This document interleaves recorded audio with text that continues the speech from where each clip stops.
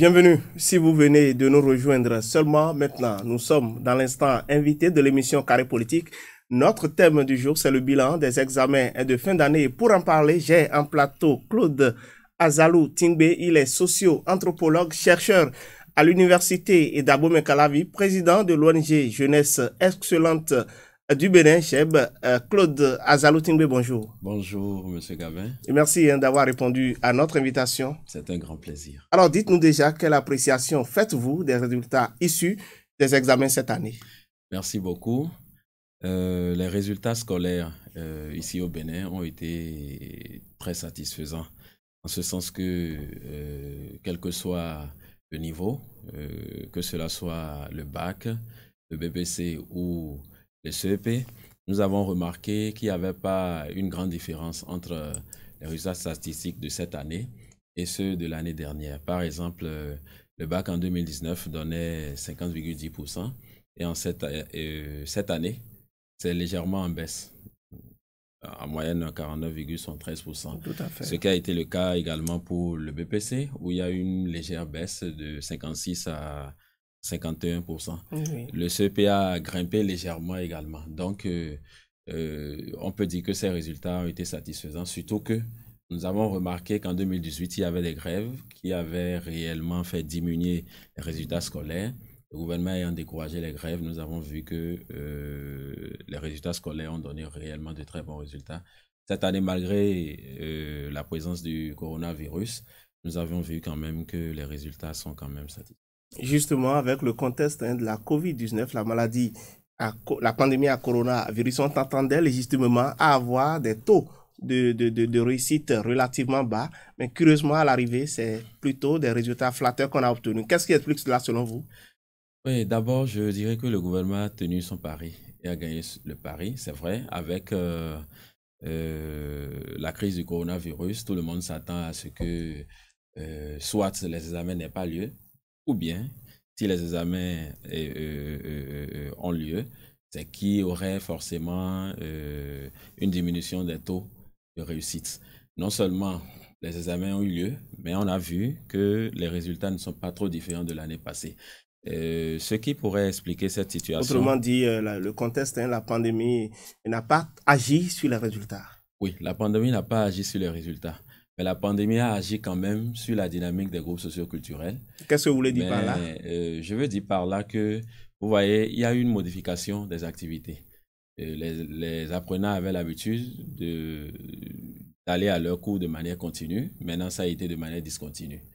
Et la première chose qui explique, selon moi, ces résultats, c'est que vous avez vu que après les congés de Pâques, le gouvernement a organisé 2 reprises différentes. Donc, le gouvernement a séparé les apprenants du CM2 jusqu'à la terminale et a organisé les reprises d'abord et maintenant a réalisé récemment la reprise des apprenants du CI au CM1 parce que tout simplement cette catégorie-là comprend les enfants dans leurs innocences qui Bien sûr, les enfants qui n'ont pas trop de maturité, qui ne sont pas totalement conscients des risques de propagation de la pandémie. Exactement, et qui propagent plus le virus que les adultes. Parce que c'est ce que les chercheurs... il y a des études françaises qui l'ont dit, qui ont dit que les enfants ne manifestent pas réellement la maladie, mais sont les plus grands vecteurs. Parce que l'enfant, quand il rentre à la maison ou bien il va quelque part, vous ne pouvez pas l'empêcher de toucher à un adulte, de toucher à un objet. Donc, il touche à tout. Donc, banalement, ils peuvent facilement toucher au virus et faciliter la pandémie. Donc, c'est un peu pour ça que l'État les a séparés. On a vu que c'est une politique qui a marché. Et secondo, l'État s'est organisé pour pouvoir quand même diffuser certains cours à distance. Et il y a beaucoup d'apprenants qui ont pu tirer leur compte, qui ont pu s'en sortir avec ces cours. Et il y a aussi eu la responsabilité parentale et citoyenne. Vous savez, une année scolaire, c'est beaucoup d'argent.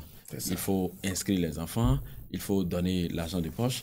Des fois, il faut assurer le déplacement de chaque apprenant. Il faut payer les fournitures scolaires. Des fois, il faut payer des répétiteurs. Donc, dans cette situation, étant donné que le gouvernement lui-même avait déjà pris l'option de boucler l'année coûte que coûte, chaque parent, avec sa responsabilité parentale et citoyenne, s'est débrouillé pour pouvoir suivre Autrement dit, chacun a joué sa partition. Chacun a joué sa partition, tout comme également les apprenants. Alors, oui, c'est vrai, Claude Tingbi Azalou, on a remarqué au cours de l'année que le contexte de la pandémie, de la maladie à coronavirus a perturbé tant soit peu le bon déroulement, le bon déroulement des cours dans nos écoles et lycées.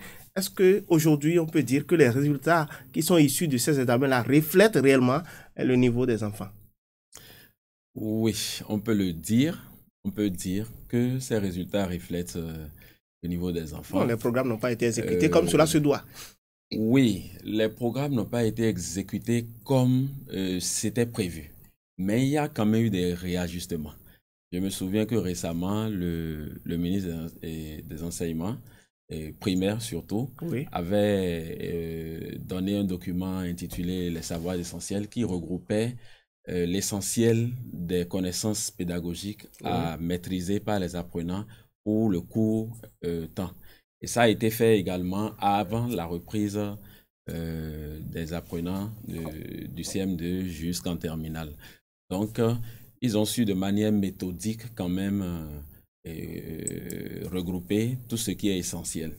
Et déjà, à partir de ça, on peut déjà dire que les apprenants ont eu l'essentiel. C'est vrai, ça ne s'est pas déroulé comme nous avions l'habitude de le faire, mais avec ces réajustements, ils ont quand même pu avoir les notions nécessaires pour pouvoir se faire évaluer. D'accord. C'est vrai qu'aujourd'hui, les cours continuent avec nos enfants, les apprenants du CI au CM1 qui sont au cours jusqu'au 11 septembre prochain tout au moins. La rentrée qui est projetée pour le 28 septembre 2020.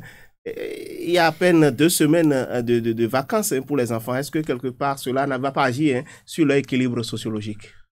Oui, très certainement, cela va agir. Cela va agir. Et là, à ce niveau, il faudrait que chacun joue à nouveau encore son rôle. Et quand je dis chacun, c'est la responsabilité parentale qui est sérieusement engagée. Parce que la nature a horreur de la monotonie. Voilà, nous sommes confrontés à cette pandémie. Donc, il faut que là, maintenant, les apprenants puissent s'adapter.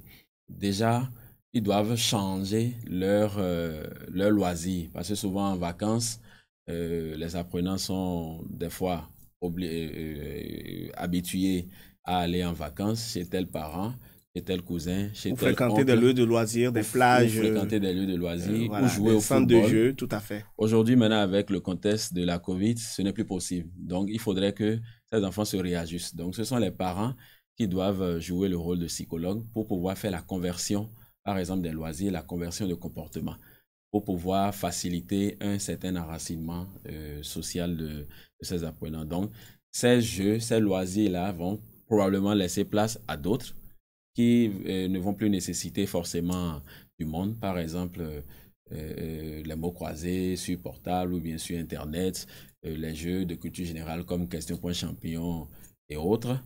Mais il faut dire aussi que la pandémie n'a pas fait que de mauvaises choses. Non, la pandémie n'a pas fait que de mauvaises choses.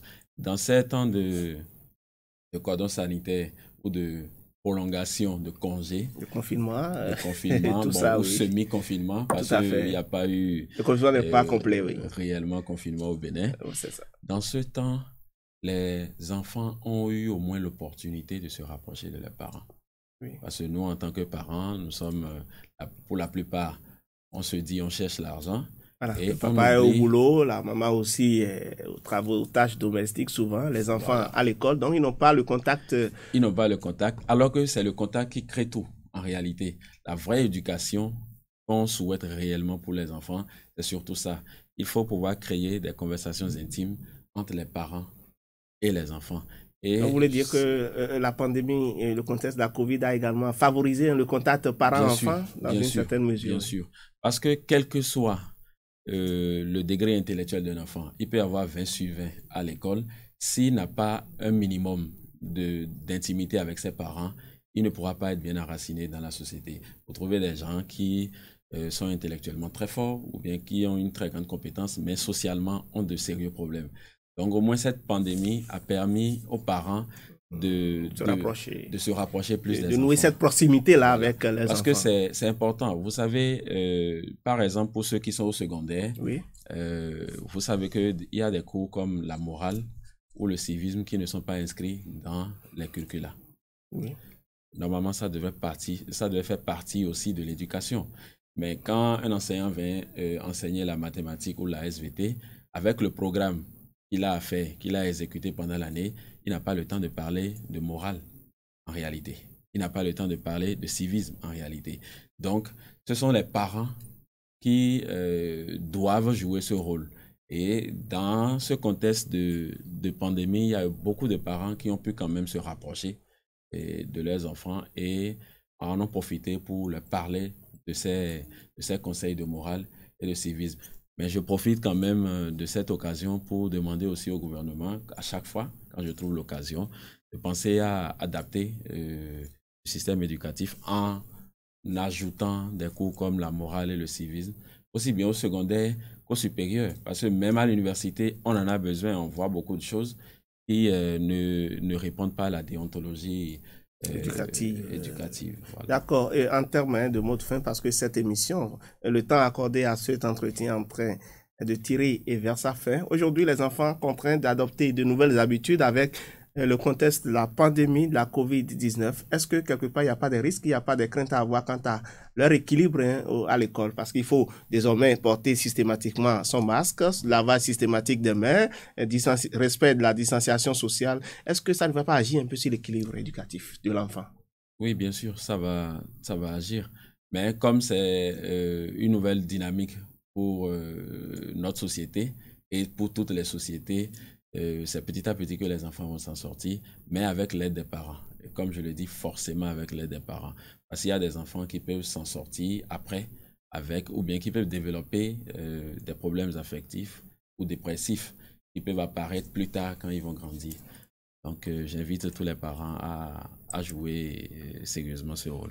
Merci. Et Claude Tingbe Azalou, vous étiez notre invité dans la dernière partie de cette émission. Je rappelle à nos téléspectateurs qu'avec vous, nous avons parlé des examens. Nous avons ébauché un bilan des examens de fin d'année avec vos conseils de sociologues, les conseils avisés. Nous espérons que les apprenants et les parents sont à l'écoute et qu'ils veilleront à les mettre en pratique. Vous êtes donc socio-anthropologue, chercheur à l'université d'Abou-Menkalabi, président de l'ONG Jeunesse Excellente du Bénin. Merci d'avoir répondu à notre invitation. Mesdames et messieurs, c'est la fin de cette émission Carré Politique. Retrouvez-nous la semaine prochaine, toujours avec le même plaisir.